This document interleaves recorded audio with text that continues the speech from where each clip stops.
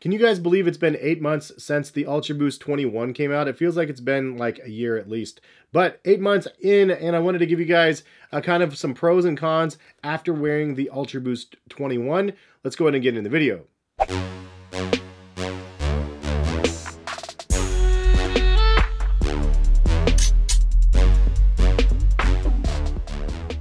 What is going on, guys? Hes here. Hopefully you guys are having a good day out there. If you guys are new to my channel and you guys enjoy sneakers as much as I do, please consider subscribing. Also, if you guys are interested in shopping Adidas, right now they have a collaboration sale, which is totally worth checking out. 30% off of a lot of different collaborations, including ones from Pharrell, Human Made, Y3, and so on. I posted a bunch of deals on my website, Collective Kicks. Check the link in the description. The best one, in my opinion, is the Pharrell Williams Terex Free Hiker Cold Ready hiking boots. I have a pair of the regular Terex Free Hiker boots for the Cold Ready. It's amazing. They retail at $250. There's actually a price glitch online. It says it retailed at $220, but it was actually $250, and you can get them for $154 right now. They have pretty good sizes left right now also, so go out, check those out. Be sure you're logged in. If you haven't logged in, set up an account, and it's free to do and definitely worth checking out what deals they have. In this video, I wanted to cover my UltraBOOST 21 8 months after wearing pros and cons video. Now, basically, I stopped doing these videos for a while.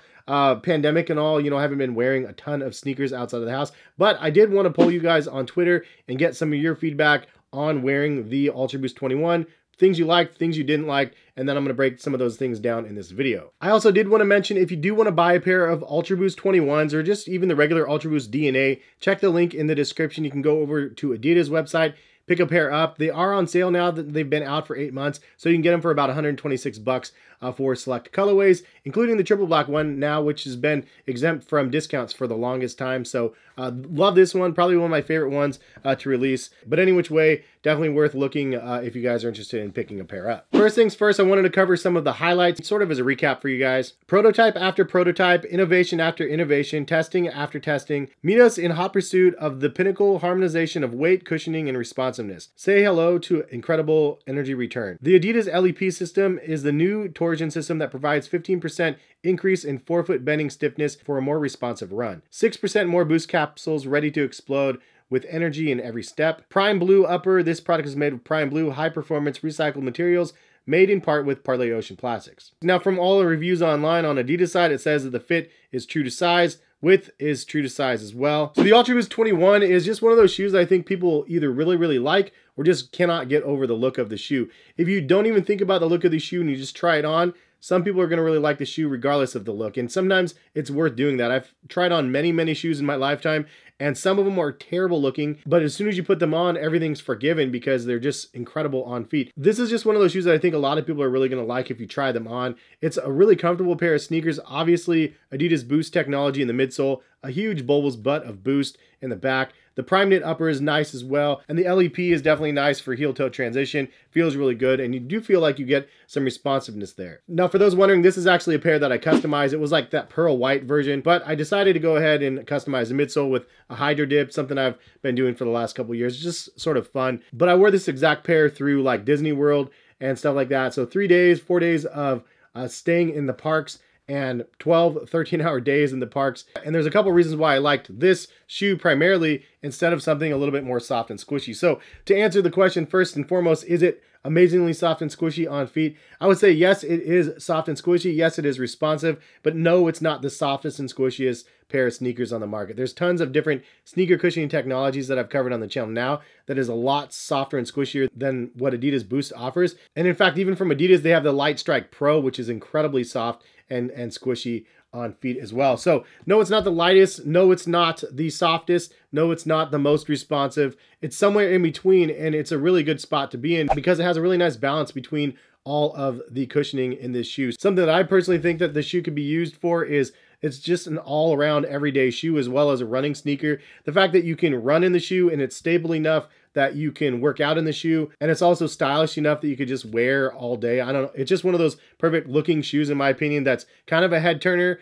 but also more importantly, it's something that you can keep on your feet and you know you're going to be comfortable. And it's not so soft and squishy that if you wear them every single day, your feet are going to get fatigued or anything like that. I was standing in lines in Disney World for hours at a time wearing these shoes and standing in one spot. And honestly, it was really nice to be able to have something a little bit firmer on feet. Anyway, it's one of those shoes that I really, really love. And I personally haven't worn them for the entirety of the 8 months, obviously, because I have a lot of other sneakers in my rotation. So I pulled you guys on Twitter and asked you guys for some feedback of things you liked and didn't like on the UltraBOOST 21. But big shout out to you guys for actually leaving some of the feedback. So we'll start off with the pros, and the first thing that comes to mind is the Prime Blue upper. It's definitely at the forefront of Adidas to be creating an upper that has recycled materials in it. And from the launch of the UltraBOOST 21 to every single colorway that I have, it does say Prime Blue or Parlay in the insole of the shoe. And I think that that's really dope to be able to see, because you know that these are using some recycled materials, and it's a little bit greener than some of the other stuff that's being produced. Not only can you feel good that they're using recycled materials,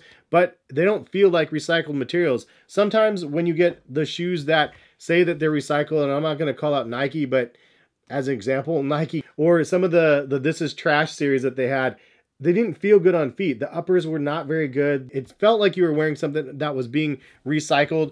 And the worst part is you were paying a premium for it. In this case, you don't feel like you're wearing something that's recycled. You feel like you're wearing something premium. And I think that what they're doing is incredible. It's not something where they're doing a couple promos like the Parlay collaboration here and only using recycled materials on that collaboration. They're using it on pretty much every single version of the UltraBOOST 21.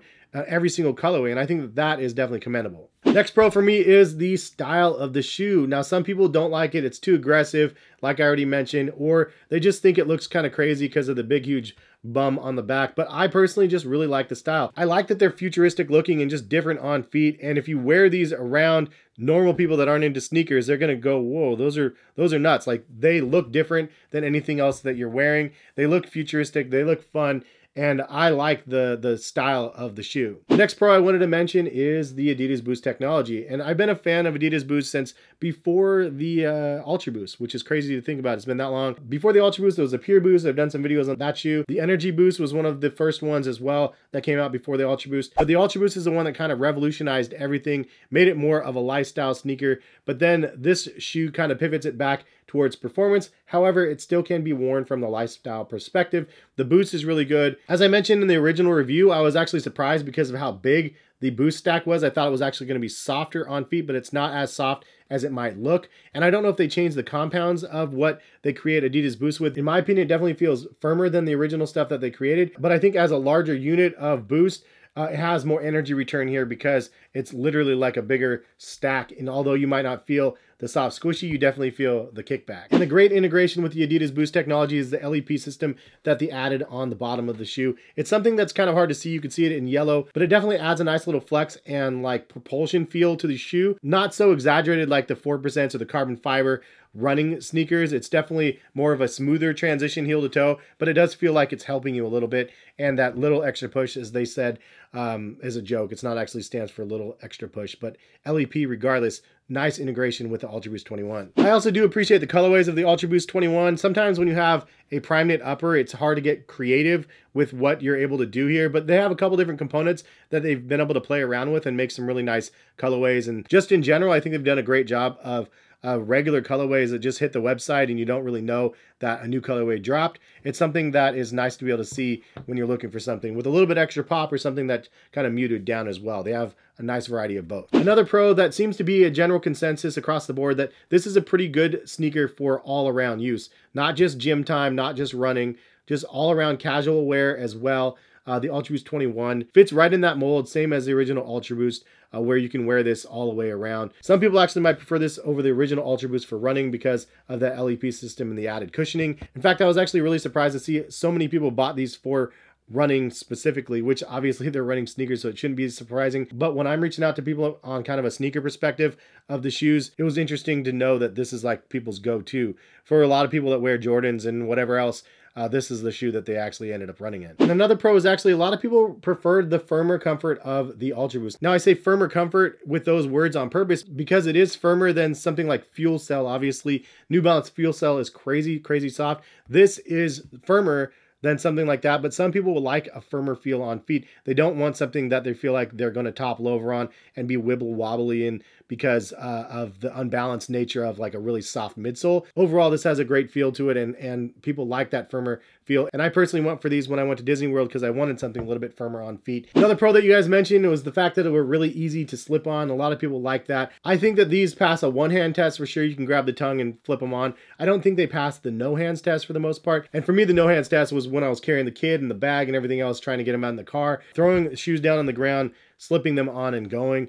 Sometimes I could get these on, sometimes I couldn't, but they are easy to get on nonetheless, something worth mentioning. Also, another pro for myself is a natural motion feel. What I mean by that is it just basically feels like an enhanced version of walking barefoot. Like you have a nice heel-toe transition when you're walking. It does feel very natural and not as bulbous as it might look.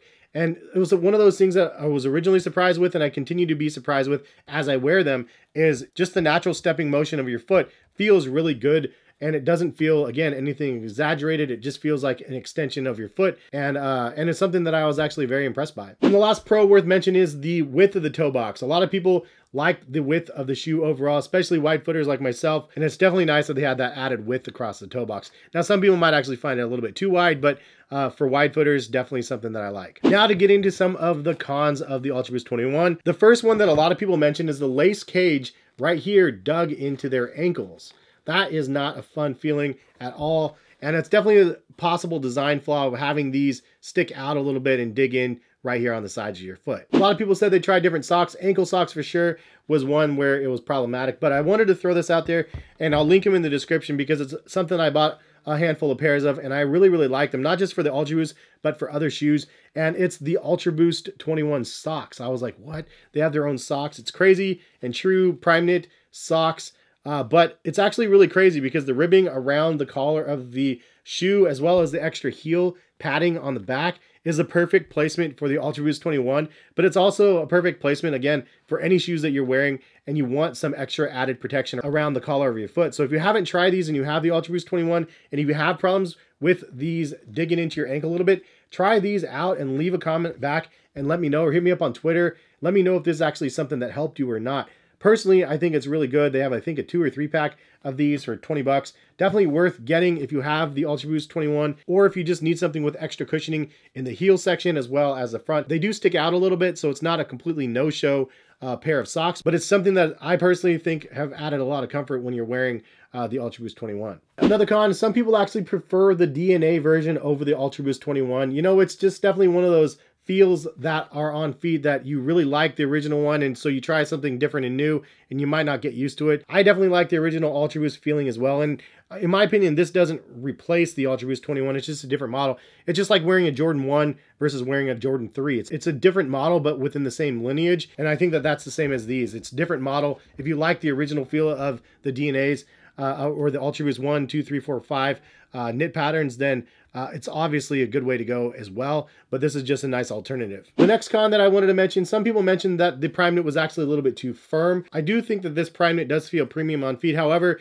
in this section right here, right above the laces, this can get a little bit snug for people that have wider feet, and that part right here might not stretch enough. The toe section seemed fine, but the part right above the laces, I could see why, if you have a really wide foot, that might be something that cramps your style a little bit. The next con, some people actually mentioned the heel rubbing back here as well. So not only the front part, but some people mentioned the heel rub back here was bad with no-show socks. Again, my solution to that is the UltraBoost socks. I think that this is the perfect pairing, and you don't feel any rubbing in the back section when you're wearing the socks. So give it a try and then comment back and let me know, but it's something that some people mentioned and worth noting, because you know what, at the end of the day, you're not going to want to buy new socks just for new shoes, but you might find it comfortable and necessary when you're wearing low top sneakers across the board, not just with these. The next con that some people mention is the weight of the shoe. It's just a little too heavy for a running sneaker. Like if you're looking for an everyday running sneaker that's kind of built well, this is good, it's built well, but there's a lot lighter options out there for your feet. So if you're looking for something that's a little bit more lightweight, I would go with the Boston's or something else that Adidas offers, but the UltraBoost 21 might be a little bit too heavy. And another con that somebody mentioned, which I found a little bit interesting, is the insole slip. They said when they were wearing the shoes, the insole would slip. And I've never had that problem. If you guys had that problem, drop a comment. Maybe you have a really narrow foot. I'm not sure how the insole would slip. up or down. The insole does slip sometimes when you take your foot out of the shoe. The insole kind of bunches up. I've seen that happen. But usually that happens when I'm not wearing socks, to be honest, and I wear them and then take them out, then it just bunches up like this. But I've never had that problem of them actually shifting around. I'm assuming you could probably glue them down if you really needed to solve the problem with some barge cement. I would recommend BARGE cement. Yeah, I've never heard of that problem. However, I wanted to mention it for you guys in the video. And the last con is somebody mentioned that they wish they had a winter version of the UltraBOOST 21. I'm totally agreeing with that. I have a UltraBOOST DNA version with a winter ready version. I have the Terex Free Hiker version, which is amazing as well. The winter ready, cold ready version. It would be really cool to see really cool. It'd be cool to see a winter version of the UltraBOOST 21 because I like the shape of these.